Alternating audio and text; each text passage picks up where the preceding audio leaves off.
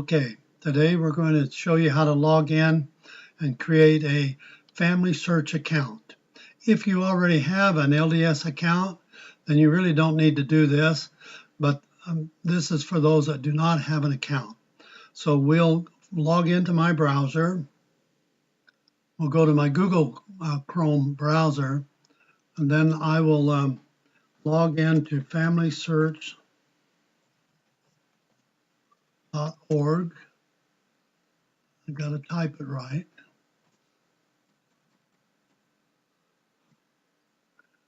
And I'll have my home screen here. And so I want to click on free account. So I'll click on free account. And then I'm going to enter the name I'm going to use this time is Lamont's Test account. And my username, then I will use Lamont's Test account. Now, and then I'm going to choose a password, test at 001. If I don't want to type in the confirm password, I can just do show. So then that just verifies you know what the password is. And you ought to write down your username and your password. And now we'll go to continue. And here you'll put in your email. Now, if you put the wrong email address, it's going to come back. If you put an email address or a phone number that's already been used, it will think the account is already set up and require you to go and find your user ID and password associated with that user ID or phone number. So I've got my email address is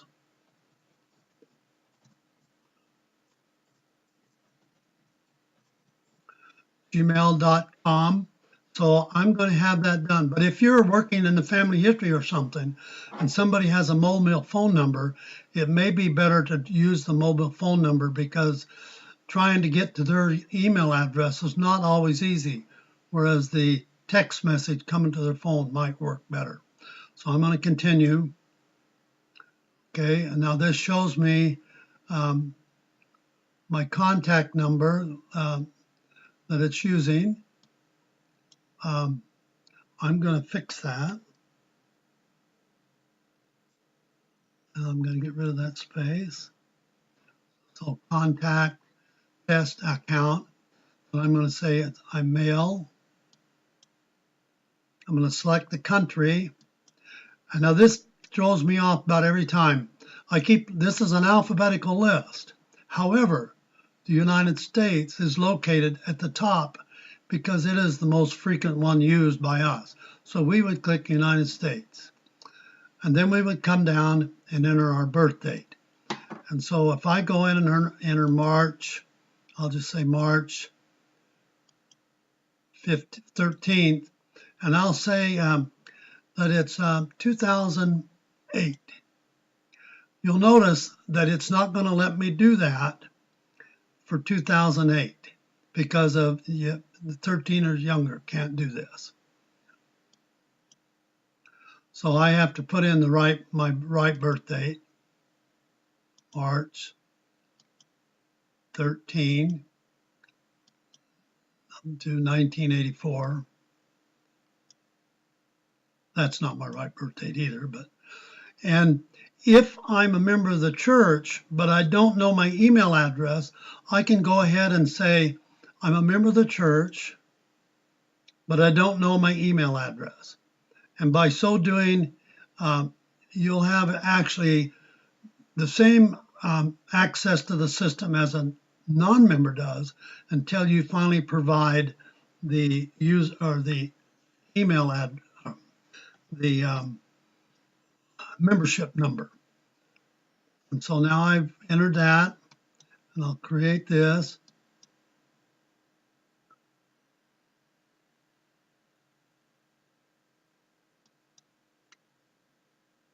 It says I got to type the letters from the picture,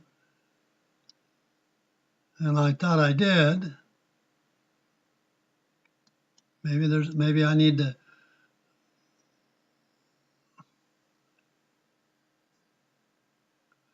try it again. Nope.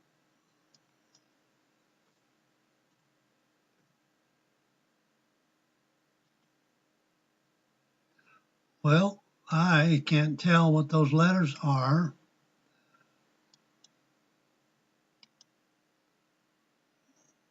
So I'll get another set. So I'll try that set.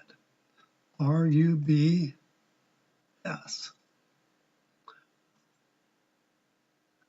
Now, they're going to send me an email to my account. So I'm going to pause this while I go get my email.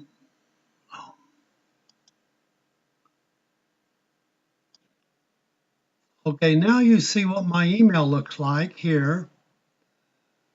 And so I just click on this email to complete the registration.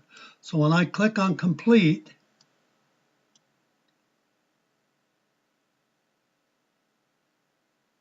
now I can sign in to get started. So I'll just sign in to get started. So I click in here.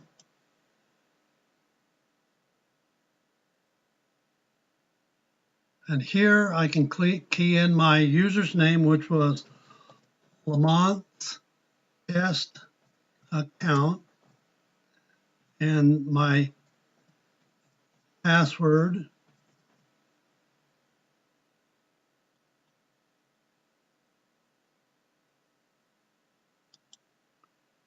And now I'm logged in as a new user. And if I go directly to, you can see my home page here, and it's going to want to help me. So they want to answer 3 questions, help you better understand, and I don't want to do that. So I'll just continue and rats.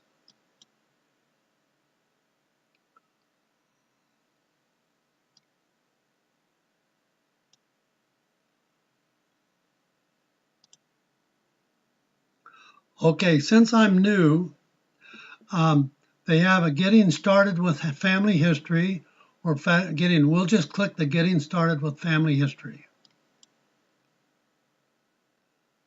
Okay, and then, so now the user will be able to, says first start filling in the blanks. So they'll start out with your parents, grandparents, and we'll add the details to your family. So if I start here and I say start now, I click on start now,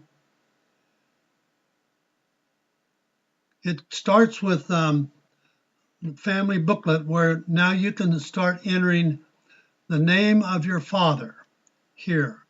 And it'll just walk through you from your father to your mother. And then when you finally decide you want to quit, then you will have to just exit out of here. But what you're doing is building the tree out to here. So you could go through as far as you know, and it'll take you out about 4 generations, I believe. And if you say they're deceased, then they'll try to find them on the tree. This is the end of this lesson.